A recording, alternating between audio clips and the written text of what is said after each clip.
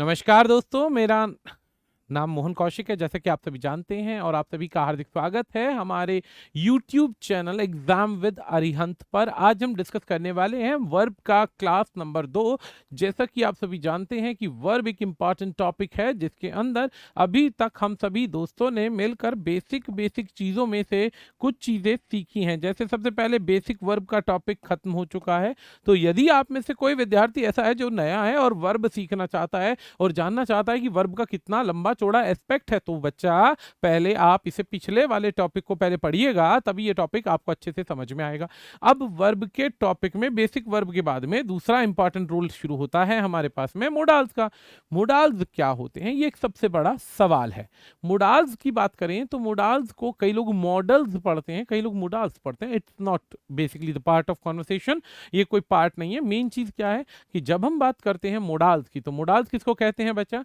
Can, could, may, might, will, would, shall, should, need to, ought to, dare not, ये सब क्या है? ये सब मोडाल्स है। अब जैसा कि आप सभी जानते हैं कि मोडाल्स का प्रयोग जो होता है ये स्पेसिफिक कंडीशंस में होता है, और वो स्पेसिफिक कंडीशंस जो होती हैं वो कुछ भी हो सकती हैं, डिपेंड करता है आपके यूसेजेस के ऊपर। जैसे कि अगर आपको पावर दिखानी है तो मोडाल्स में यदि आपको पावर दिखानी है, क्षमता दिखानी है, पॉसिबिलिटी दिखानी है, तो आप कैन का यूज करते हैं। हिंदी कहते हैं सकता हूं। और इसी का पास्ट, अगर पास्ट में बात करनी है तो बच्चा कुड का इस्तेमाल हम करते हैं बेसिक कंपोनेंट में। जहां जहां कैन की पावर या कैन का प्रेजेंट का पास्ट बनाना है तो आप कुड का यूज करें। आपको पता है नरेशन के अंदर भी बच्चे से बोला जाता है कि जब भी डायरेक्ट स्पीच का कोई क्वेश्चन आ जाता है तो उसको इनडायरेक्ट में बदलने के लिए कुड का प्रयोग अनिवार्य है। कुड ही हो सकता है, तो यहां पर कुड क्या है? Past form of can.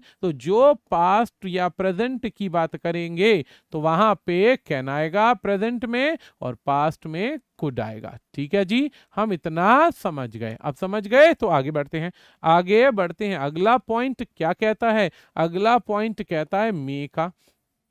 अगला पॉइंट कहता है मे का। मे क्या दिखाता है? पोलाइटनेस को दिखाता है, रिस्पेक्ट को दिखाता है। पोलाइटनेस रिस्पेक्ट को दिखाता है। जब भी हम बात करते हैं पोलाइटनेस की, जब भी हम बात करते हैं रिस्पेक्ट की, तो वहां पर हम मे का यूज करते हैं। बचपन में क्या कहते थे? हाथ आगे करके, मैडम मे आई कम इन, मे आई कम इन। तो ये क्या था? ये एक मे था जो रिस्पेक्ट दिखाता है। इसी की जगह दुआएं करनी है, बददुआएं करनी है, रिक्वेस्ट करनी है, कर्ज करना है, तो आप मे का प्रयोग करते हैं। इसी का पास्ट टेंस माइट होता है। याद रखना, संभावना दिखानी होगी तो भी मे का प्रयोग होता है। आज बरसात हो सकती है, संभावना है, तो हमने यूज किया किसका? मे का। लेकिन अगर हमने बच्चा एक लाइन बोली कि भैया बरसात होने के चांसेस बहुत कम है, तो इट माइट रेन बोला जाता है। Whenever we want to show less possibility, less possibility की बात करेंगे तो माइट का यूज होता है। आगे बढ़े अगर, तो बच्चा ऐसे ही विल का प्रयोग आई और वी के साथ सिचुएशन के साथ होता है। जो सिचुएशन है, किसी को थ्रेट करना है, किसी को प्रॉमिस करना है, कोई डिटर्मिनेशन दिखाना है, तो आप विल का प्रयोग करते हैं आई और वी के साथ। अन्यथा सिंपल फ्यूचर में विल का प्रयोग होता है। अब विल का पास्ट आप सभी जानते हैं, वुड को बोलते हैं। वुड अपने आप में एक बहुत बड़ा मोडाल है, मतलब बहुत मल्टी यूसेजेस हैं। अब इस वोडाल में बच्चा किसी भी चीज का, परिस्थिति का रिजल्ट दिखाना है तो कंडीशनल वाक्यों में सबसे ज्यादा हम वुड का प्रयोग करते हैं। पास्ट हैबिट दिखानी है तो वुड आएगा। काश वाली परिस्थिति दिखानी है तो वुड आएगा। वुड दैट आपने सुना होगा। ऐसे ही चॉइस की बात आती है कि मैं ये करने से बेहतर ये करना पसंद करूंगा, तो भी वुड आता है। जैसे हम कई बार कहते हैं I would rather die than beg, मरना पसंद करूंगा, भीख नहीं मांगूंगा। तो चॉइस करनी है, रिजल्ट दिखाना है, पास्ट की हैबिट दिखानी है, पास्ट की, तो आप वुड का प्रयोग करते हैं। अब सेम ऐसे ही शेल का प्रयोग सिंपल फ्यूचर में आई और वी के साथ होता है, और कंडीशंस में ये विल की तरह बदल जाएगा। लेकिन शुड का प्रयोग तो कहें तो याद रखना, एडवाइज करना हो किसी को, सलाह देनी हो किसी को, तो हम शुड का प्रयोग करते हैं। ऐसा ना हो की वाली परिस्थिति यानी लेस्ट कहीं यूज हो तो शुड का प्रयोग होगा। आपको पता है शुड अपने आप में कई परिस्थितियों में इफ के स्थान पर भी प्रयोग होता है। बिल्कुल सही सुना आपने, शुड का प्रयोग इफ के स्थान पर भी होता है, और जब इफ के स्थान पर होगा तो इसका अर्थ बनेगा यदि। तो ऐसे वर्ड्स अगर सीखने, ये सब कंडीशंस सीखनी है तो आपको हमारे साथ बने रहना पड़ेगा अंत तक, ताकि आपका एग्जाम भी क्वालिफाई हो और हंसते हंसते मजाक मजाक मजे मजे में सारा का सारा सिलेबस भी कवर हो जाए बिना किसी समस्या के, बिना किसी टेंशन के, बिना किसी प्रॉब्लम के। तो आपको पढ़ना पड़ेगा आज का टॉपिक वर्ब प्लस मोडाल्स, क्योंकि अब ये ऑक्सिलरी वर्ब का हिस्सा है तो हम इसको इसी प्रकार से लिखेंगे। क्योंकि मोडाल्स आएगा तो जाहिर सी बात है वर्ब पे इसका कोई ना कोई असर तो पड़ेगा ही पड़ेगा। तो पहला क्वेश्चन आप सभी के सामने स्क्रीन पर, बोर्ड पर आता है। अब पहला क्वेश्चन क्या है बोर्ड पर? पहला क्वेश्चन है, you must not held in high esteem those who are dangers to our society. अब बहुत सिंपल सा सवाल है। सबसे पहला सवाल क्या है कि तुम्हें अपने आप को हाई एस्टीम में नहीं रखना चाहिए उन लोगों के साथ में, उन लोगों के साथ में, या उनको हाई एस्टीम में नहीं रखना चाहिए जो समाज के लिए खतरा है, समाज के लिए खतरा है। तो अब सबसे पहला कंपोनेंट अगर देखते हैं, सबसे पहला कंपोनेंट देखते हैं, तो कंपोनेंट जब देखेंगे तो कंपोनेंट हमारे पास में पहला क्या आता है बच्चा? मस्ट। मस्ट क्या है? एक मोडाल्स है। मस्ट क्या है? एक मोडाल्स है। मोडाल्स यदि है तो उसके साथ में सदैव वर्ब की फर्स्ट फॉर्म आती है। यदि हमारे पास में एक्टिव वॉइस का क्वेश्चन होता है तो, एक्टिव वॉइस का क्वेश्चन होता है तो सदैव वर्ब की फर्स्ट फॉर्म आएगी। ये बात याद रखिएगा, ये बात याद रखिएगा। मोडाल्स अगर है तो वर्ब की फर्स्ट फॉर्म आएगी। अब फर्स्ट फॉर्म आएगी तो यहाँ पर हमने एक वर्ड पढ़ा और उसको हम आगे बढ़ते जाएंगे। तो आगे बढ़ेंगे तो हेल्ड है, हेल्ड नहीं आएगा, असलियत में ऑप्शन बनेगा होल्ड का। Hold your tongue, hold everything. जब हम बोलते हैं होल्ड तो होल्ड होता है किसी चीज को रोकना, किसी चीज को कंट्रोल करना या किसी कार्य को चलाना। तो वर्ब की थर्ड फॉर्म नहीं आएगी, फर्स्ट फॉर्म का प्रयोग होगा, फर्स्ट फॉर्म का प्रयोग होगा। ये बात याद रखनी है। ऐसे क्वेश्चन ढेरों बनते हैं, ऐसे क्वेश्चन ढेरों बनते हैं जहां पर बच्चे को इस तरीके से क्वेश्चन देखने को मिलेगा ही मिलेगा, बहुत ज्यादा क्वेश्चन देखने को मिलेगा ही मिलेगा। तो ऐसे में याद रखना होल्ड का प्रयोग होगा, हेल्ड का प्रयोग नहीं होगा। अगला सवाल बहुत ही बेहतरीन है, बहुत बेहतरीन इसलिए इस सवाल को देखना है। जैसे हम एक सेंटेंस कहते हैं, ध्यान से सुनिएगा। मैंने कहा you should follow the traffic rule. पहले में मैंने बोला you should follow the traffic rules. अब you should follow the traffic rules का मतलब होता है तुम्हें ट्रैफिक के नियमों का पालन करना चाहिए, तुम्हें ट्रैफिक के नियमों का पालन करना चाहिए। अब you should follow the traffic rules और तुरंत मैंने कहा और तुम करोगे भी, और तुम करोगे भी यानी कि यू मस्ट फॉलो। अब तुम्हारे पास मजबूरी है कि तुम्हें फॉलो करना पड़ेगा, तो यू मस्ट फॉलो अनिवार्य है, तो you must follow the traffic rules, you must follow the traffic rules. अब आपने दोनों बातें यहाँ पे बोल दी, करना चाहिए भी और तुम करोगे भी। अब जब आपके पास में ऐसे कोई दो सेंटेंस आते हैं और दोनों सेंटेंस एक ही वक्ता के लिए हैं, एक ही व्यक्ति के लिए यदि दिए गए हैं, तो हमें क्या करना पड़ेगा? तो हमें सिंपल सा एक नियम अपनाना पड़ेगा कि हम इन दोनों नियमों को आपस में जोड़ सकते हैं। अब हमें सिर्फ ये देखना है कि कॉमन चीजें क्या है। अब हमने नोटिस किया शुड एक मोडाल्स है, मोडाल्स के बाद में वर्ब की फर्स्ट फॉर्म है, मोडाल्स के बाद वर्ब की फर्स्ट फॉर्म है और बाकी आगे एज इट इज सेम है, ये भी सेम है, ये भी सेम है। फिर से पीछे चले, मस्ट एक मोडाल्स है, मोडाल है, मॉडल है, मॉडल के बाद में वर्ब की फर्स्ट फॉर्म आएगी, बिल्कुल ठीक है। यहाँ वर्ब की फर्स्ट फॉर्म है, दोनों जगह वर्ब की फर्स्ट फॉर्म है। तो यहाँ पे एक वाक्य समझ में आ गया, एक वाक्य समझ में आ गया कि भाई जब दोनों नियम एक जैसे, दोनों में सब कुछ सेम है, यहाँ पे सब्जेक्ट भी सेम है, तो क्यों ना इन दोनों को जोड़कर एक वाक्य बना दिया जाए। तो बनाने का तरीका क्या है? बनाने का तरीका है you should and must, you should and must follow the traffic rules, must follow the traffic rules, you should and must follow the traffic rules। अब आपको ट्रैफिक के नियमों का पालन करना चाहिए और करना पड़ेगा भी। तो जब आप देखते हैं कि दोनों मोडाल्स एक सिंगल फॉर्म ऑफ वर्ब का यूज करते हैं, तो यह वाक्य सही स्वीकार होता है, तो यह वाक्य बिल्कुल सही स्वीकार होता है। लेकिन अब आ जाता है सवाल। आप जानते हैं बहुत सारे नियमों में इफ और बट बहुत सारे आते हैं।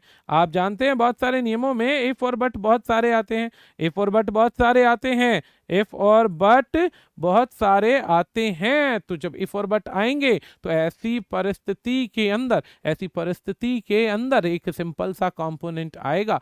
क्या कंपोनेंट आएगा, ध्यान से देखिएगा। काफी सारे क्वेश्चन में डाउट भी क्लियर कर देते हैं। जैसे कि पहला है द प्रॉब्लम्स, यानी वे समस्याएं। कौन सी? दैट, जो समस्याएं आवर कंट्री, जो समस्याएं हमारे देश में हैज एंड विल फेस। अब सवाल कहता है, हैज दिखाता है जो कार्य हो चुका है, जब कहते हैं कि आज तक ये समस्याएं फेस की हैं,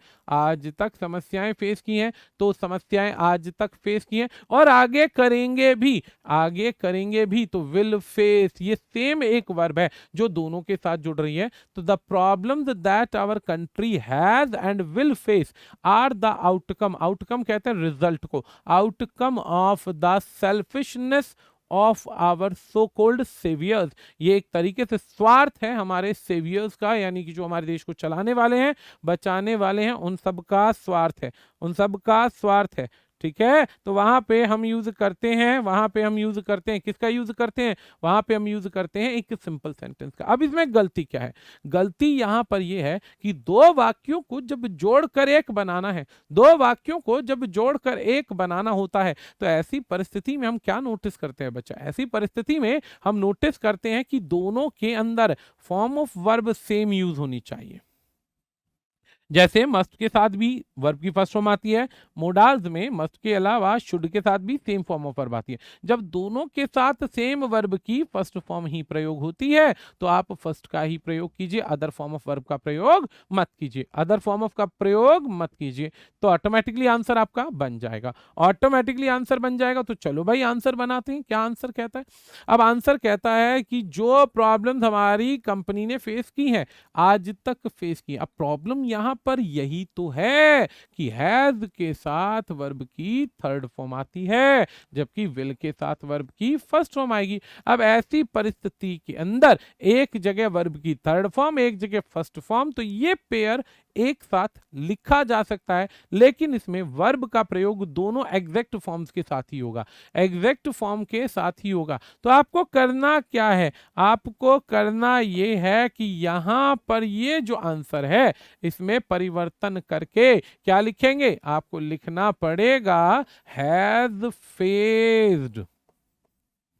आज तक जो फेस की हैं, हैज फेस्ड का मतलब जो आज तक समस्याएं झेली गई हैं और भविष्य में झेली जाएंगी। एंड विल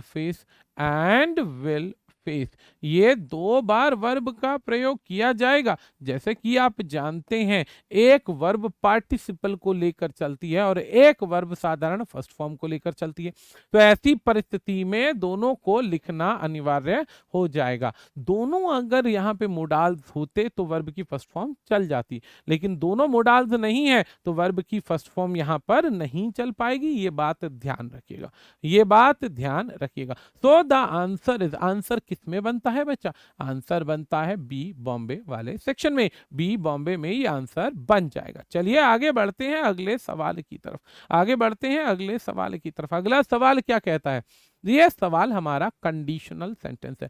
आपको पता है बच्चे को शर्त सूचक वाक्य पढ़ाए जाते हैं, और शर्त सूचक वाक्य जो पढ़ाए जाते हैं इसमें 3 प्रकार के वाक्य बनते हैं। वैसे 4 बनते हैं लेकिन हम 3 काउंट करते हैं। अनरियल परिस्थिति को हम काउंट इधर नहीं कर रहे क्योंकि वो सिंटेक्स में हम पढ़ा देते हैं, सब्जेक्ट वर्ब एग्रीमेंट में हम पढ़ा देते हैं।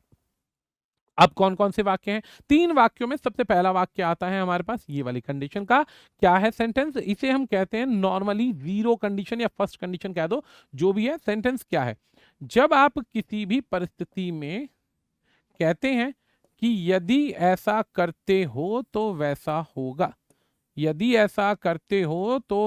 होगा, अगर तेज दौड़ते हो तो ट्रेन पकड़ लोगे, अगर मेहनत करते हो तो कामयाब हो जाओगे, अगर ऐसा करते हो तो वैसा होगा, अगर ये करते हो तो वैसा होगा। ऐसे वाक्यों को बोला जाता है शर्त सूचक वाक्य। ऐसे वाक्यों को बोला जाता है शर्त सूचक वाक्य, यानी कि जो क्या दिखाते हैं, शर्त दिखाते हैं।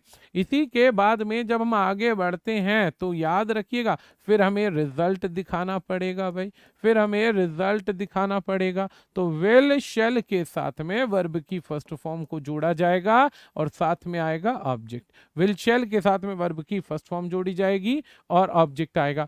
जो शर्त आप अभी रखते हो, अगर आप कहते हो अगर ऐसा करते हो तो भविष्य में ये रिजल्ट मिलेगा, भविष्य में ये रिजल्ट मिलेगा, भविष्य में ये रिजल्ट मिलेगा। अब यहाँ पे सेंटेंस में शर्त क्या, रिजल्ट, रिजल्ट जो दिखाया जाता है वो हमेशा फ्यूचर टेंस में दिखाया जाता है, फ्यूचर टेंस में दिखाया जाता है। और उसके लिए बच्चा याद रखना हमेशा इंपॉर्टेंट क्या है, सदैव यूज होगा विल और शेल का। इसको इस प्रकार से देख लीजिए कि यदि यहाँ पर प्रेजेंट टेंस का प्रयोग है, यदि यहाँ पर प्रेजेंट इंडेफिनिट टेंस का प्रयोग है तो रिजल्ट फ्यूचर इंडेफिनिट में आएगा। कई किताबों में इस सवाल को लिखा जाता है इफ के साथ में प्रेजेंट इंडेफिनिट या सिंपल प्रेजेंट, प्रेजेंट इंडेफिनिट लिख देंगे या फिर लिख देंगे सिंपल प्रेजेंट का नियम और साइड में कॉमा करके कर देंगे फ्यूचर इंडेफिनिट टेंस या simple future, future indefinite tense या सिंपल फ्यूचर। इसको दोनों तरीकों से लिख दिया जाता है भाई। चलो जी कोई बात नहीं, अब इस सवाल को कैसे सॉल्व किया जाता है आंसर भी देखते हैं। सवाल को सॉल्व करने के लिए यहाँ पे बेसिक कंपोनेंट पढ़ाया जाता है कि अगर मेहनत करते हो तो कामयाब हो जाओगे, अगर मेहनत करते हो तो कामयाब हो जाओगे। अब इस सेंटेंस को देखना है, कैसे सेंटेंस को देखना है ध्यान से देखिएगा। सेंटेंस को देखने के लिए यहां पे हमने कहा इफ यू वर्क हार्ड, यदि तुम मेहनत करते हो, तो if you work hard, if you work hard you will succeed या you will qualify the exam. If you work hard, you will qualify the exam. अगर मेहनत करते हो तो एग्जाम क्वालिफाई कर लोगे, एग्जाम क्वालिफाई कर लोगे। एक और सेंटेंस और देखते हैं क्या कहता है, अगर तुम सच बोलते हो, अगर तुम सच बोलते हो तो कामयाब या मैं तुम्हें माफ कर दूंगा, अगर तुम तेज दौड़ते हो तो ट्रेन पकड़ लोगे। तो एक एग्जाम्पल और देखते हैं फिर इस क्वेश्चन को सॉल्व करते हैं। तो कहता है if you run fast, if you run fast, अगर आप तेज दौड़ते हो तो you will catch the train, you will board the train, you will catch the train, you will board the train. कहता है अगर तेज दौड़ते हो तो आप ट्रेन पकड़ लोगे, आप ट्रेन पकड़ लोगे यदि तेज दौड़ते हो, यदि वाली परिस्थिति याद रखिएगा। अब सवाल का उत्तर देखते हैं, ऊपर दिए गए वाक्य को कैसे सॉल्व करना है, आगे का वाक्य कैसे सॉल्व होगा। कहता है if we leave mattress in the sun, कहता है कि यदि हम मैट्रेस को धूप में, मैट्रेस होता है गद्दा चटाई या जो भी बेसिकली सोने के लिए मैट्रेस आती है उसको हम कहते हैं if you leave the mattress, mattress in the sun, अगर आप धूप में इसको छोड़ देते हो for some time, for some time, all the dampness would vanish, सारी की सारी डैम्पनेस जो है, जो गंदगी है या जो भी प्रॉब्लम है या जो स्मेल है या जो एक तरीके से गंदी बदबू आ रही है वो सब उड़ जाएगी। कब उड़ जाएगी, जब आप इसको सूरज की रोशनी में सुखा देते हो, धूप में सुखा देते हो। चलो जी, अब यहां पर ये एक जनरल फैक्ट है, जनरल फैक्ट है, अगर ऐसा करते हो तो वैसा होगा। तो अगर ऐसा करते हो में ये वाला वाक्य तो दोस्तों यहां पे शर्त दिखा रहा है कि ये तो जेन्युइन है कि हर बार एक ही रिजल्ट आएगा, अगर सुखाओगे तो बदबू निकल जाएगी, गंदगी चली जाएगी। तो हम कैसे लिखेंगे, if you leave the mattress in the sun for some time, यानी ये लीव क्या हो गया, वर्ब की फर्स्ट फॉर्म हो गई। वर्ब की फर्स्ट फॉर्म अगर इधर आ रही है तो रिजल्ट के लिए क्या आना चाहिए, विल या शैल, वुड का प्रयोग नहीं होगा, वुड का प्रयोग नहीं होगा, ये बात ध्यान रखनी है। Will vanish, will vanish vanish, all the dampness will vanish, सारी की सारी डैम्पनेस जो है वो गायब हो जाएगी। तो आसानी से आप समझ जाएंगे कि क्या आंसर बनना है। तो आंसर बनेगा हमारा कौन सा ऑप्शन, ऑप्शन नंबर सी। अब यही क्वेश्चन एसएससी में भी आ सकता है, यही टाइप ऑफ क्वेश्चन एनडीए में भी आ सकता है, यही टाइप ऑफ क्वेश्चन आप यदि किसी पीआरटी पीजीटी के जनरल पेपर की तैयारी कर रहे हैं या किसी अंडर ग्रेजुएट एग्जाम के लिए एंट्रेंस की तैयारी कर रहे हैं तो सिलेबस सेम रहेगा, सिलेबस सेम रहेगा, अलग अलग सिलेबस नहीं होगा, ये बात ध्यान रखिएगा। अब बढ़ते हैं आगे की तरफ। अगला सवाल क्या कहता है, अगला सवाल क्या कहता है भाई, यहां पर एक छोटा सा क्वेश्चन है।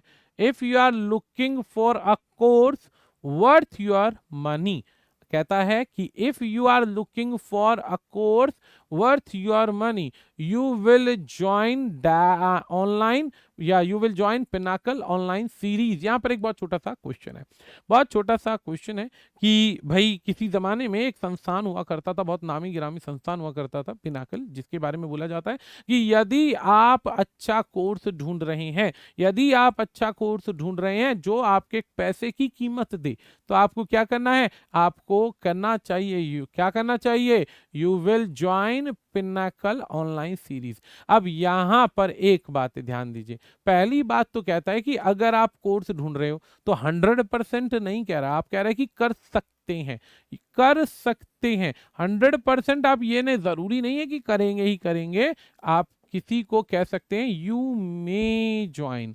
पहली बात याद रखिएगा, जब भी आप किसी परिस्थिति पर एक बात बोलते हैं कि यदि आप ऐसा करते हैं तो आप ऐसा कर सकते हैं, कर सकते हैं। अगर ऐसा कोर्स खरीदना है तो पैसे की कीमत के जितना है तो आप खरीद सकते हैं, तो यू मे बाय। याद रखिएगा, पॉसिबिलिटी के लिए, प्रोबेबिलिटी के लिए, ऐसी चीजों के लिए मे का प्रयोग होता है, विल का प्रयोग नहीं होता। एग्जैक्टली आप विल कब कहते हैं, जब आप कहते हैं ऐसा ही करना पड़ता है, ऐसा ही होगा, ऐसा ही होगा नहीं, आप कर सकते हैं, तो यहां पे मे का प्रयोग होगा, विल का नहीं होगा। अगला सवाल आता है, many people would be out of work if, और दैट एक साथ लगा दिया, कोई बात नहीं, if that factory close down. अब सवाल यहां पर दूसरा है, कंडीशन नंबर 2 शुरू हो गई, कंडीशन नंबर 2 शुरू हो गई। इस कंडीशन को देखते हैं, क्या कंडीशन है, कंडीशनल वाक्य नंबर 2 है, क्या है। अब सेंटेंस में कहता है अगर ऐसा होता तो ये रिजल्ट हो जाता, ऐसा रिजल्ट हो जाता, अगर ऐसा होता मतलब बहुत सारे लोग बेघर हो जाएंगे, काम से निकाले जाएंगे, अगर ये फैक्ट्री बंद हो जाती है तो, फैक्ट्री बंद हो जाती है तो सारे के सारे लोग क्या होंगे, काम से निकाल दिए जाएंगे। अब सेंटेंस को देखते हैं, सेंटेंस को देखते हैं, तो सेंटेंस कहता है if plus subject plus verb की second form and then object, and then object, और इसके बाद बच्चा क्या आएगा, इसके बाद आएगा सब्जेक्ट प्लस विल की जगह हो जाएगा वुड, या फिर हो सकता है कुड, या फिर हो सकता है माइट। इसके बाद में आएगा वर्ब की first form and then object, इसके बाद आएगा वर्ब की first form and then object. अब सेंटेंस कहता है, सेंटेंस कहता है क्या है, सेंटेंस कहता है कि बहुत सारे लोग बेघर हो जाएंगे यदि आप इस फैक्ट्री को बंद कर देते हैं। अब इस सवाल से संबंधित एक दो क्वेश्चन लिखता हूं, पहले उनको देखिएगा, क्योंकि आपको डाउट किस में दिखाई देगा, विल की पास्ट फॉर्म वुड है और यहाँ पे क्लोज लिखा हुआ है, यहाँ पे क्लोज लिखा हुआ है। अब यहाँ पे दो अंतर है, दो अंतर है, ध्यान से समझना है, ध्यान से समझना है। अब दोनों समझना है, यहां पे वर्ब की फर्स्ट फॉर्म है और यहां पे वुड का प्रयोग है। चलो जी देखते हैं, कहता है इफ यू रैन फास्ट, अगर तुम तेज दौड़ते, इफ यू रैन फास्ट, अगर तुम तेज दौड़ते, you would catch the train, you would catch the train. अगर तुम तेज दौड़ते, अगर तुम तेज दौड़ते तो ट्रेन पकड़ लेते, अगर तुम तेज दौड़ते तो ट्रेन पकड़ लेते। If you ran fast you would catch the train, you would catch the train, यानी तेज दौड़ते तो ट्रेन पकड़ लेते, लेकिन उसके लिए आपको दौड़ना पड़ेगा। तेज दौड़ते, इसका मतलब आप तेज नहीं दौड़े इसलिए ट्रेन नहीं पकड़ पाए। अब ऐसी परिस्थिति में रन का सेकंड फॉर्म होता है रैन। अब जब हमने रैन लगाया तो पकड़ते वाली पास्ट टेंस की फॉर्म बन गई। अब ऐसे ही एक और सेंटेंस देखते हैं, क्या है?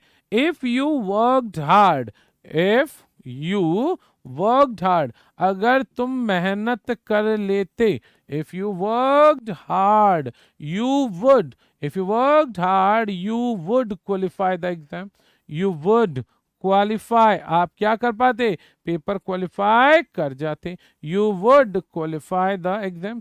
अगर तुम मेहनत करते तो पेपर को क्वालिफाई कर जाते।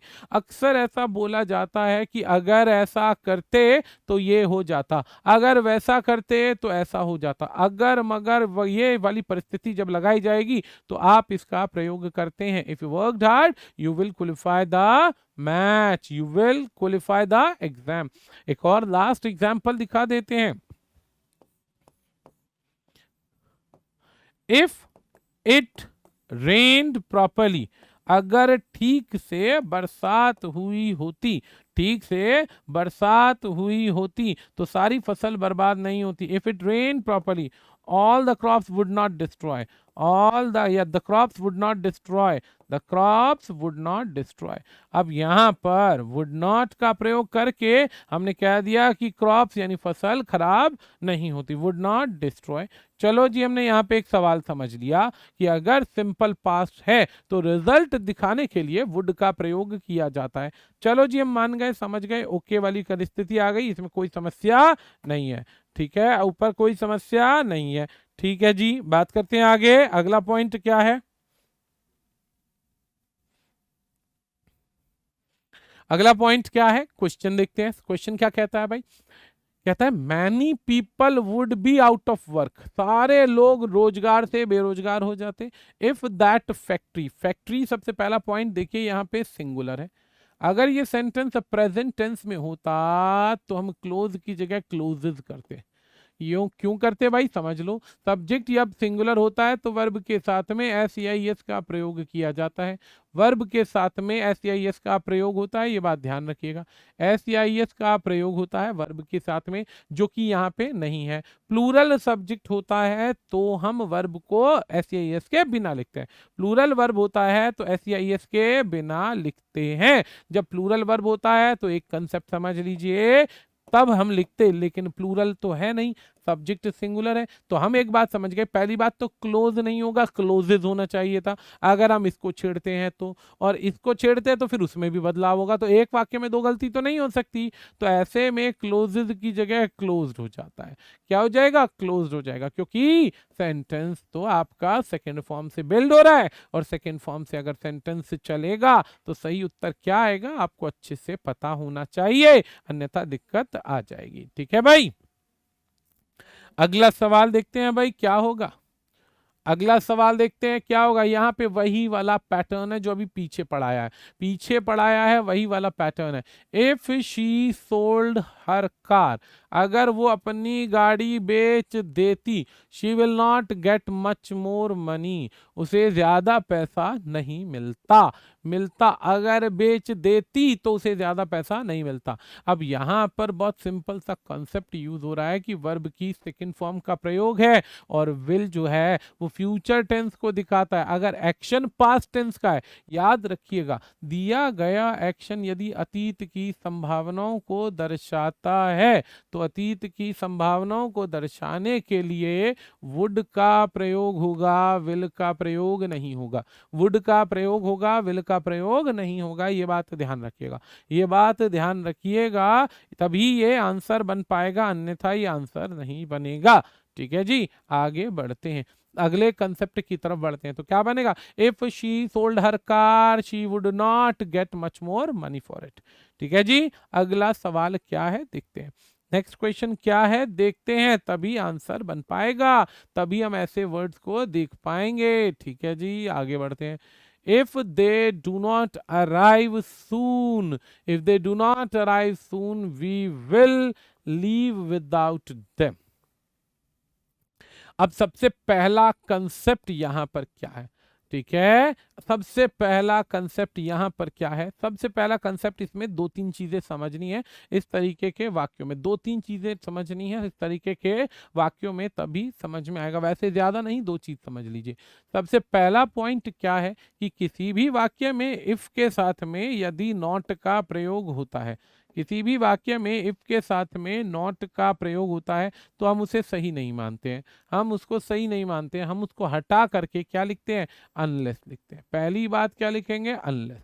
अनलेस का मतलब होता है अगर नहीं, और जब अगर नहीं हमारे पास एग्जैक्ट वर्ड है तो इफ के साथ में नॉट का प्रयोग मत कीजिए, डायरेक्टली लिखिए अनलेस को, डायरेक्टली लिखिए अनलेस को, तभी हमारा आंसर सही होगा। अनलेस, ध्यान रखिएगा कौन कौन से वर्ड कंडीशन क्रिएट करते हैं, इफ हो गया,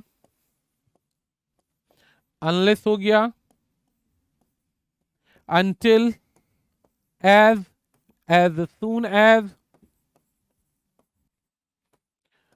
in case of, suppose, and the last word is would that।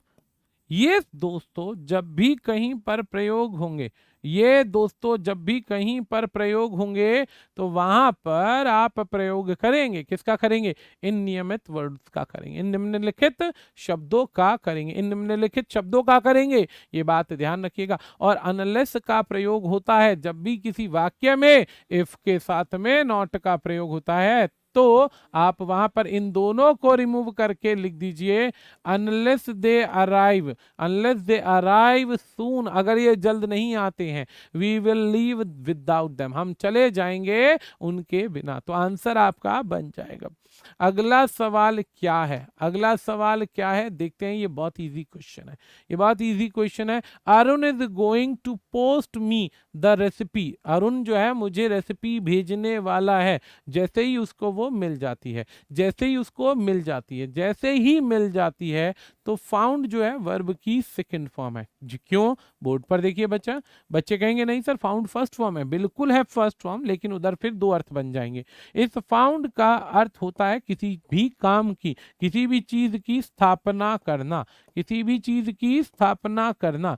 अब स्थापना करने की बात है तो फाउंड आएगा, और अगर किसी चीज को खोजने की बात है, अगर किसी चीज को ढूंढना है, खोजना है, या प्राप्त करना है, या प्राप्त करना है, तो उसके लिए हम फाउंड नहीं यूज करते हैं, उसके लिए हम यूज करते हैं फाइंड। दो अर्थ वर्ब है, सेम अर्थ नहीं है, अलग अलग है, दिखने में आपको एक जैसे लगेंगे। फाइंड का सेकंड फॉर्म बच्चा फाउंड होता है, और थर्ड फॉर्म भी फाउंड होता है, लेकिन फाउंड की सेकंड फॉर्म फाउंडेड होती है, फाउंड की सेकंड फॉर्म फाउंडेड होती है, और थर्ड भी यहाँ पे बच्चा क्या होगी, फाउंडेड ही होगी, थर्ड भी फाउंडेड ही होगी। तो जब ऐसी वर्ब आती हैं, जब ऐसी वर्ब आती है तो सही उत्तर आपके सामने है, क्या होगा समझ जाइए। तो यहाँ पे फाउंड नहीं आएगा, इफ ही फाइंड, और फाइंड के साथ ऐसा आ जाएगा, find it, if he find it, ऐसे ही उसे मिलेगी, वो उसे भेज देगा। बढ़ते हैं इसी क्वेश्चन के साथ नेक्स्ट क्वेश्चन में, इसको पढ़िए जरा एक बार, बहुत अच्छा क्वेश्चन है, एक बार पढ़िए, बहुत ही बेहतरीन क्वेश्चन है बच्चा ये।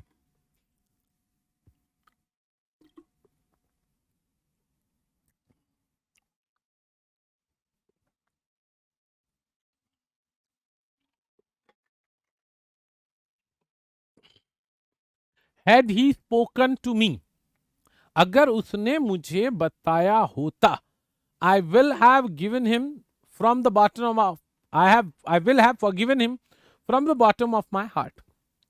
बहुत अच्छा सवाल है, इस सवाल को देखना है। कहता है यहां पर जब हेड का प्रयोग पहले आ जाता है तो इससे दो बातें बन जाती हैं। पहली क्या, इसका मतलब बन जाएगा अगर, और दूसरी बात हेड का प्रयोग हो रहा है तो ये बन गया परफेक्ट टेंस, परफेक्ट यानी पास्ट परफेक्ट टेंस की बात हो रही है यहाँ पे, हेड और वर्ब की थर्ड फॉर्म है। तो कहता है अगर उसने मुझे बोला होता, had he spoken to me, अगर उसने मेरे से बात की होती, अगर बात की होती तो मैं उसे माफ कर चुका होता, माफ कर चुका होता, दिल की गहराइयों से, मतलब मैं सारी बातें भुला देता और इसको मैं क्षमा कर देता। बहुत इजी क्वेश्चन है, देखते हैं कैसे होगा। सबसे पहले सेंटेंस का ये है third and the last condition, ये है third and the last condition. इसके अंदर एग्जामिनर पार्टिसिपल का यूज करता है, हेड प्लस वर्ब की थर्ड फॉर्म का यूज करता है, हेड प्लस वर्ब की थर्ड फॉर्म का यूज करता है। और जब हेड प्लस वर्ब की थर्ड फॉर्म आ जाती है, जब यहाँ पे परफेक्ट टेंस आ रहा है, तो आगे पार्टिसिपल का ही यूज होना है। आगे विल शैल की जगह बच्चा यूज होगा वुड का, आगे यूज हो सकता है कुड का, उससे आगे यूज हो सकता है माइट का। वुड कुड और माइट का यूज हो सकता है, ये बात याद रखिएगा, ये बात याद रखिएगा। और उसके बाद में वर्ब की फर्स्ट फॉर्म प्लस ऑब्जेक्ट का यूज किया जाएगा, वर्ब की फर्स्ट फॉर्म प्लस ऑब्जेक्ट का यूज किया जाएगा, ये बात ध्यान रखना। कहता है अगर अब तक ऐसा कर दिया होता, ये परफेक्ट क्या है, खत्म कर दिया होता, अब तक यह कार्य कर दिया होता, अब तक कर दिया होता, कर दिया होता। अगर अब तक आपने ये कार्य कर दिया होता तो इसका रिजल्ट मिल चुका होता। रिजल्ट तो जाहिर सी बात है इधर ही दिखा रहे हैं, रिजल्ट मिल चुका होता, मिल जाता, अरे व्हाट्सएप लैंग्वेज आ गई, रिजल्ट मिल जाता, ठीक है, मिल चुका होता, अब तक काम खत्म हो चुका होता। तो ये एक स्ट्रक्चर है। इसके लिए बच्चा एक सवाल दिखाते हैं बोर्ड पर, बहुत अच्छा सवाल है, सवाल बहुत अच्छा है। कहते हैं कि अगर पुलिस समय पर नहीं आई होती, अगर पुलिस समय पर नहीं आई होती तो उस लड़की के भाइयों ने उस लड़के को मार दिया होता। अच्छा क्वेश्चन है, देखते हैं कैसे होगा। If the police had not reached on time, if the police had not reached on time, her brothers, यानी उस लड़की के भाइयों ने, her brothers would have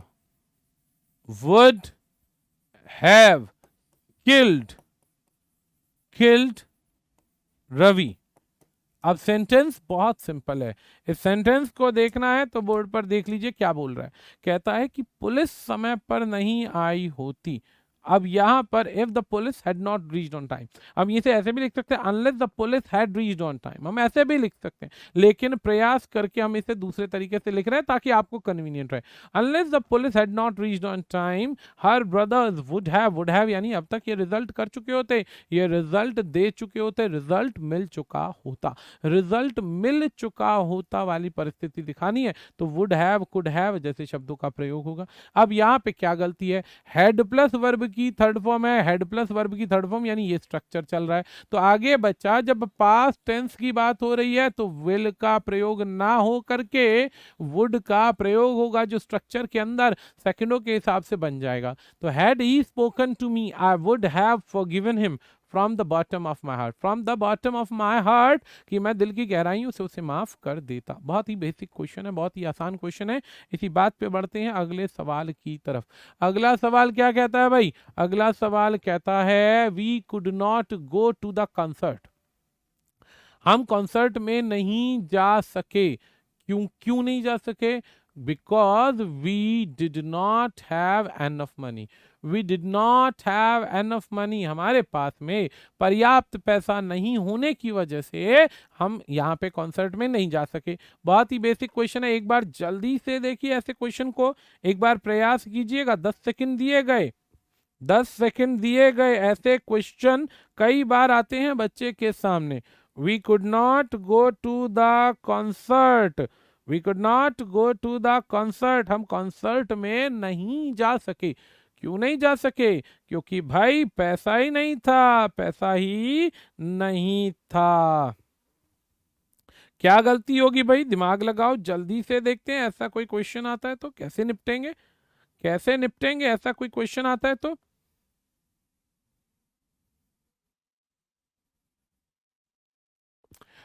anyone, खैर ऐसे तो अभी सारे ऑफलाइन ही देख रहे हैं, तो ऐसे क्वेश्चन जब भी आएंगे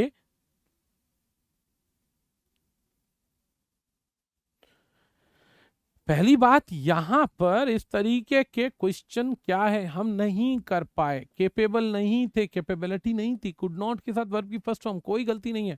बिकॉज, बिकॉज कहता है क्योंकि वी डिड नॉट हैव, नहीं था, अतीत की बात करें, ये भी पास्ट टेंस है, ये भी पास्ट टेंस है, तो we did not have enough money. इस सवाल में कोई गलती असल में नहीं है, इस सवाल में बच्चा कोई गलती नहीं है। जब भी ऐसे कभी भी क्वेश्चन आएंगे तो आप इस कंसेप्ट को देख सकते हैं, जिसके अंदर कुड क्या दिखाता है कि यह कार्य अतीत में नहीं हो पाया। अतीत में क्यों नहीं हो पाया? क्योंकि हमारे पास ये समस्या थी, क्योंकि ये समस्या थी। तो इस वाक्य में कोई गलती नहीं है।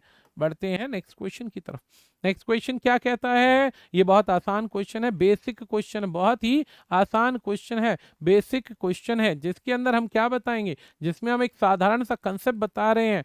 क्या है कि जब भी आपके सामने ऐसा कोई नियम आता है, कभी भी आपके सामने इस प्रकार का कोई सवाल आता है, तो एक छोटा सा कंपोनेंट याद रखिएगा कि आप कभी भी जिस परिस्थिति में इफ का प्रयोग करते हैं, वहां पर कभी भी बच्चा रिजल्ट दर्शाने वाले शब्दों का प्रयोग नहीं होता है। क्यों नहीं होता है? क्योंकि जब भी आप बात करते हैं तो सदैव एक कंसेप्ट फोकस करते हैं कि पहले कंडीशन दिखाई जाती, पहले शर्त होती है। शर्त सदैव या तो प्रेजेंट में होगी या पास्ट में होगी, जिसका रिजल्ट दिखाने के लिए फ्यूचर का प्रयोग होता है। इसके लिए एक छोटा सा स्ट्रक्चर बताया था, दोबारा से देख लीजिएगा।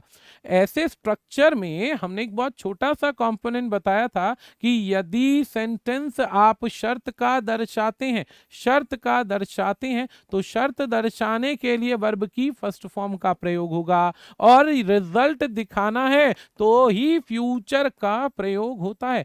लेकिन विद्यार्थी हिंदी पे बात करते हैं, हिंदी पे कहते हैं कि अगर ऐसा करोगे तो भविष्य में ऐसा होगा। अब जब हिंदी में फंसते हो तो यार हिंदी में तो गड़बड़ करोगे ना, गा गे गी को मत पकड़ो, क्योंकि पेपर में हिंदी नहीं आने वाली है। और जो बच्चे किसी भी अध्यापक से पढ़ते हैं ना कि नहीं भैया पहले गा पढ़ो, गे पढ़ो, ता है, ती है, ते हैं पढ़ो, तो उसे समझने के लिए पर्याप्त है। परंतु जब अप्लाई करेंगे, एप्लीकेशन पे लगाएंगे, तो ऐसे सवालों के जवाब जो बनेंगे वो भयानक हो जाएंगे और आपके नंबर कट जाएंगे, दिक्कत आ जाएगी। तो नंबर ना कटे, इस परिस्थिति को ध्यान में रखते हुए, इस परिस्थिति को ध्यान में रखते हुए एक बात समझ लो कि जिस भी सेंटेंस में कंडीशनल वाक्य का प्रयोग है, यानी इफ का प्रयोग है, यानी अनलेस है, अनटिल है, इन केस है, सपोज है, ऐसे शब्दों के साथ में कभी भी मेरा कोई भी दोस्त विल शैल का प्रयोग नहीं करेगा, कभी भी विल शैल का प्रयोग नहीं करेगा, ये बात ध्यान रखिएगा। और इस सवाल में यही हमारे पास गड़बड़ी है, इस सवाल में यही गड़बड़ी है। क्या कहता है? इफ ही वर्क, अब गलती दूसरी एक और है कि वर्क नहीं आएगा, यहाँ पे वर्क्स आ जाएगा। If he works hard he will surely top the exam at all India level. Top the exam all India level, all India level पर वो क्या कर सकता है? एग्जाम को टॉप कर सकता है। बढ़ते हैं आगे की तरफ। अगला क्वेश्चन एक बार जल्दी से देखिएगा।